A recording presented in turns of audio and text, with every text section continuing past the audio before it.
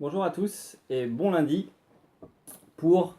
on va commencer la semaine en beauté, comme on le fait souvent, avec j'aime bien appeler ça la fiche de lecture, ça nous rappelle le bon vieux temps. Et donc là, je vais vous parler d'un livre qui se lit facilement, pour le coup. Si vous n'aimez pas beaucoup lire ou si vous n'avez pas encore l'habitude, ça peut être un bon premier livre parce que ça fait moins de 100 pages. C'est écrit en plus assez gros. Donc voilà, c'est vraiment sympa. Si vous êtes dans les premiers pas de la lecture, ça peut être intéressant de commencer par ça. Et c'est un livre qui est vraiment super parce que c'est une histoire. Donc c'est romancé. C'est pas que c'est très très bien écrit, mais bon, c'est rigolo, ça se lit vraiment facilement. On passe un bon moment, quoi. Et en fait, c'est une histoire, et bien sûr, il y a un message qui nous permet de progresser, qui est assez motivant et qui est tout simple, finalement. Mais c'est souvent le cas, hein. Souvent, de toute façon, les recettes ou les règles que les gens partagent par rapport au succès, c'est souvent en fait très simple. Et c'est même tellement simple qu'à un moment donné, nous, notre esprit un petit peu compliqué se dit mais si c'était si simple, ça se serait. Et en fait, le secret, c'est que c'est simple, mais c'est pas forcément facile à appliquer dans la vie de tous les jours. C'est ça l'idée. Donc pour revenir à ce livre, le titre est évocateur, ça s'appelle Non, c'est bon. Et en fait, Non, c'est bon, c'est l'histoire d'un vendeur de photocopieurs qui s'appelle, je crois, Sam Bratton. Dans l'histoire, c'est un vendeur de photocopieurs, mais c'est pas un livre. Faut pas être vendeur pour lire ce livre et en tirer les bienfaits. Vous voyez ce que je veux dire? Évidemment, si vous avez aucun projet dans la vie, vous êtes content avec votre travail, vous avez même pas envie d'avoir une promotion, ou alors voilà, vous n'êtes pas dans l'entrepreneuriat, enfin voilà, si vous cherchez rien, effectivement, vous avez peut-être passé un bon moment, trouvé ça rigolo, mais ça va pas vous apporter grand-chose. Par contre, à partir du moment où vous avez des projets, où vous avez euh, quelques ambitions, à un moment donné, de toute façon, va y avoir ce qu'on appelle du rejet. En tout cas, il va y avoir des gens qui vont vous dire non, en fait. Parce que tout projet aujourd'hui, aujourd'hui ça a toujours été le cas d'ailleurs, on ne peut pas réussir tout seul. Il faut qu'à un moment donné, si vous avez un projet d'entreprise, peu importe s'il est très bon, va falloir aller voir des banques, dans la majorité des entreprises. Et il faut qu'elles vous prêtent de l'argent. Donc il y a plein de banques qui vont vous dire non. Si vous, si vous avez, je sais pas moi, on prend l'exemple de celle qui a écrit J.K. Rowling, qui a écrit Harry Potter. Je sais pas combien d'éditeurs lui ont dit non. Bon, maintenant ils se sentent pas très bien quoi. Mais je crois que c'est plus de 50. Je crois que c'est peut-être même plus de 100 éditeurs lui ont dit non. Ça nous intéresse pas votre livre. Ouais. Donc voilà, quel que soit le domaine, si vous voulez faire quelque chose, vous allez à un moment donné devoir convaincre des gens et surtout des gens vont vous dire non. Et on sait qu'on a du mal avec ça. Je sais pas d'où ça vient, mais on a un peu de mal avec ça et c'est là en ça que le livre est très intéressant. Pardon. Alors, l'histoire du livre, c'est Sam Bratton qui est un vendeur moyen, qui a du talent, mais bon, qui excelle pas, il vit bien, hein, mais c'est tout. Une bonne vacance par an, enfin comme la plupart d'entre nous, on se contente voilà, d'être dans la moyenne, on va dire. Et donc il vit sa vie comme ça, et il commence sa semaine en faisant une super semaine. Et comme le lundi et le mardi sont excellents, eh bien, il se permet de passer un peu plus de temps à la cantoche le midi, le mercredi. Il programme même une série de golf, un parcours de golf le jeudi matin. Et donc, il programme sa semaine comme ça et on sent voilà, que finalement, une semaine qui a super bien démarré va finir moyennement, mais alors qu'il aurait pu casser la baraque. Et en fait, dans la nuit du mercredi au jeudi, il, est, il rêve qu'il joue au golf et dans son rêve, il perd une balle et en allant la récupérer, il tombe. Et en tombant, il tombe à la renverse, il essaie de se rattraper, il est dans un petit ruisseau avec des roches, etc. Et il tombe sur la tête et il se cogne la tête. Et il se réveille. Et quand il se réveille, en fait, il se rend compte que ce n'était qu'un rêve. Et par contre, il s'est vraiment cogné la tête, quoi. Il est sur la table de chevet, il s'est éclaté le crâne sur la table de chevet, donc il se lève, il a mal au crâne, etc. Il fait nuit. Et il se rend compte qu'il appelle sa femme, et que sa femme n'est pas là. Et là, il se rendort dans le canapé, parce qu'il a tellement mal que voilà, il se rendort tout de suite. Et quand il se réveille, il a une sensation bizarre, enfin, plus que bizarre. En fait, il voit des photos de lui partout, il sent qu'il est chez lui, mais c'est pas le chez lui dont il a l'habitude. La maison est beaucoup plus luxueuse, beaucoup plus grande.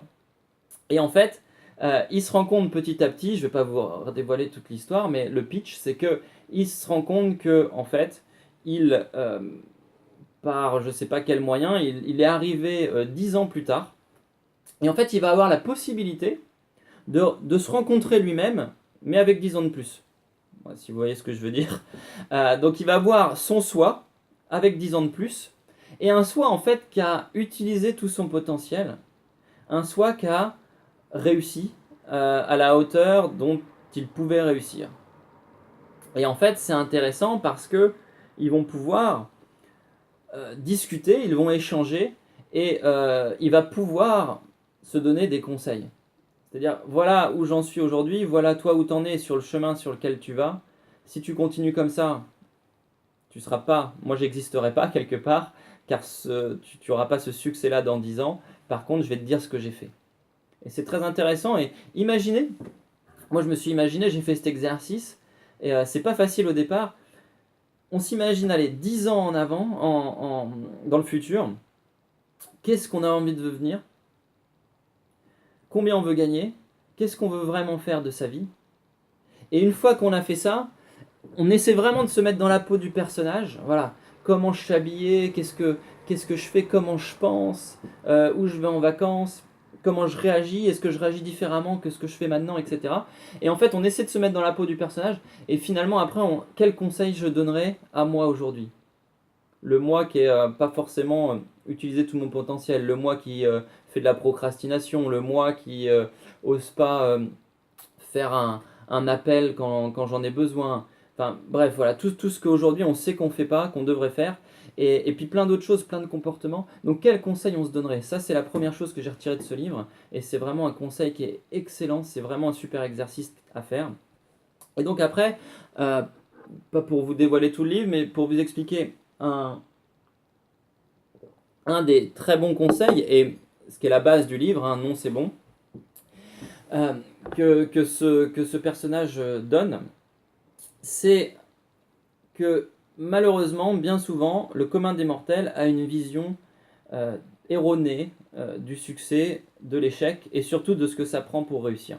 Et en fait, souvent, on a une vision un peu binaire, où on est au milieu, donc vous êtes là, et en fait, quand on veut faire quelque chose, soit à chaque fois qu'on a un échec, eh bien, on va sur cette route-là, en se rapprochant des échecs, et le succès est ici. Donc chaque fois qu'on a un échec, on a l'impression qu'on s'éloigne du succès, alors que c'est pas du tout ça en fait. Il faut juste changer l'ordre. Nous, en fait, on est au point de départ d'une course qui va être la nôtre, pour arriver au succès, celui qu'on a décidé, ce qu'on a envie de réaliser dans sa vie, ce qu'on a envie de devenir. Et l'échec, en fait, il est au milieu. C'est-à-dire que chaque fois que vous avancez et que vous essuyez un échec, vous n'êtes pas en train de vous écarter du chemin vers le succès. Vous êtes sur le chemin vers le succès, et vous êtes en train de vous rapprocher de ce que vous voulez acquérir, de ce que vous voulez devenir, de ce que vous voulez réussir. Et c'est ça la clé. Et c'est vraiment important parce que ça change complètement. Si tu arrives à faire ça, ça change complètement la façon dont tu vois les choses.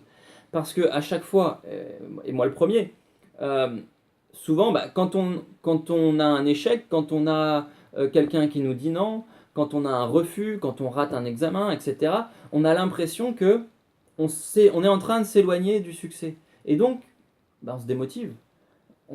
Voilà, plus ça va, plus on a l'impression que ça va être dur, plus on a l'impression que ça va être long, et plus on s'éloigne. Alors qu'en fait, si tu changes ta façon de voir les choses, si à chaque fois tu penses qu'à chaque fois que tu essuies un refus, à chaque fois que tu essuies un échec, en fait tu es sur le bon chemin mais que tu es en train de te rapprocher, bah tu vas être motivé.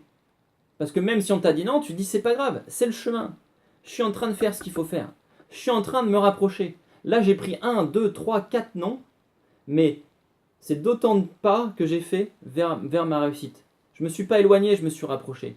Et ça change tout en termes de motivation. Vous allez pouvoir dire que c'est qu'une façon de voir les choses, c'est que des mots, c'est qu'un état d'esprit. Ouais, mais quand on regarde un peu les livres et les gens qui ont réussi, quand on regarde leur expérience, ils parlent pas forcément beaucoup de technique, mais l'état d'esprit, c'est 80% du truc, quoi. Et si on peut changer notre état d'esprit, on peut vraiment changer les choses. Donc c'est qu'une façon, une tournure, c'est un peu de la, quelque part, c'est un peu de la PNL, hein, de la programmation neurolinguistique. On va jouer un peu avec ses idées, on va jouer un peu avec ses mots, on va jouer avec sa façon de voir les choses. Et ça va, si ça nous permet de rester motivé, bah, c'est vraiment un bon conseil, quoi.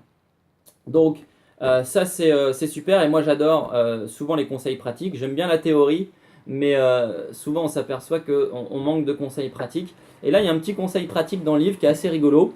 C'est qu'en fait, quand vous. On va prendre l'exemple d'un commercial parce que ça va être plus simple, mais vous pouvez appliquer ce conseil et le mettre à tout ce que vous voulez entreprendre. C'est au lieu de vous fixer des objectifs en termes de oui, donc c'est-à-dire, voilà, ah, tiens, il faut que je fasse 5 ventes cette semaine. Voilà, donc ça c'est votre objectif. Eh bien en fait, il va falloir découper son objectif en termes de noms. Et comme ça, on rentre complètement dans ce processus où chaque fois qu'on a des noms, eh ben on se dit, ouais, super, je me rapproche de mon objectif. Donc on va prendre un exemple simple. Comment on fait? Faut faire vos stats. Donc là, il y a un petit travail à faire. Vous regardez un petit peu comment ça se passe. On va dire que pour faire 5 ventes, vous devez contacter 100 personnes. Voilà, on va dire que vous avez un ratio de 5%. Donc pour faire 5 ventes, il faut que vous voyez 100 prospects. Donc au lieu de vous fixer un quota de 5 ventes, en fait, ce que vous allez vous faire, normalement, il faudrait que pour faire 5 ventes, vous ayez 95 noms en fait. Parce que si vous avez 95 noms, c'est que vous avez derrière 5 ventes. Donc pour prendre un filet de sécurité pour que ça soit plus simple, grosso modo, si vous savez qu'il faut 100 personnes pour avoir 5 ventes, vous fixez un objectif de 100 noms par semaine. C'est-à-dire que chaque semaine, vous devez voir 100 personnes.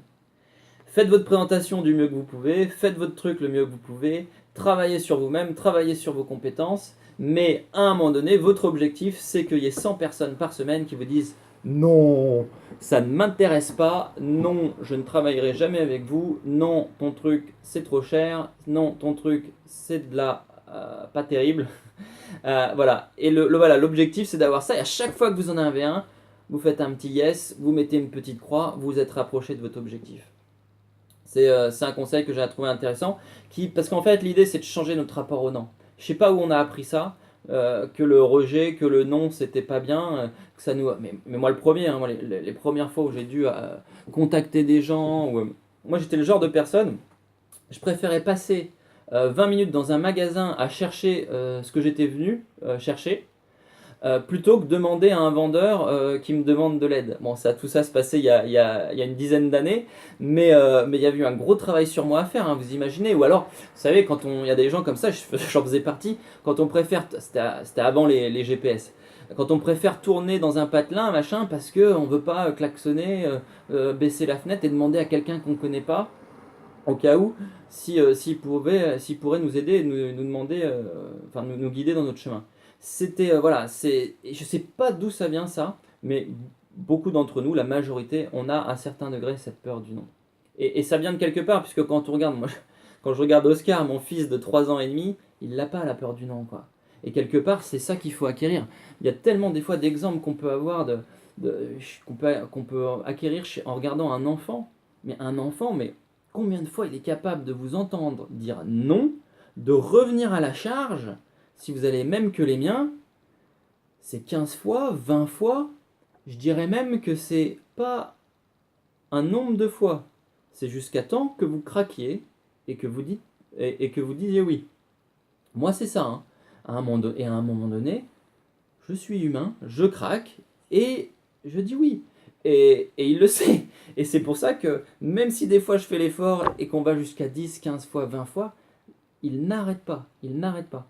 Et on a tous été à un certain degré comme ça étant enfant. Et à un moment donné, bah, nos parents, peut-être nos professeurs, je sais pas, nous ont dit que c'était pas hyper poli d'insister comme ça.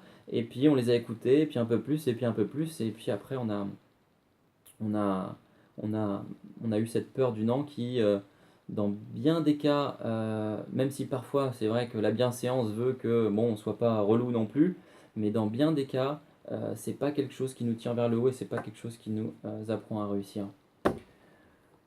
Non, c'est bon. Si vous appliquez ça, vous allez tout déchirer tout simplement. Vous allez devenir quelqu'un qui n'a plus peur de rien, quelqu'un qui est inarrêtable. Vous allez devenir le meilleur dans votre domaine et vous allez surtout kiffer ce que vous faites parce que vous allez complètement arrêter d'avoir peur pour des conneries en fait. Parce que non, ça n'a jamais tué personne et ça nous a juste empêché de devenir la meilleure version de nous-mêmes. Soyez grands, à bientôt. Si vous avez lu le livre, si vous l'avez aimé, commentez, partagez, ça fait plaisir. Et je vous dis à bientôt pour un nouveau livre. Bye bye.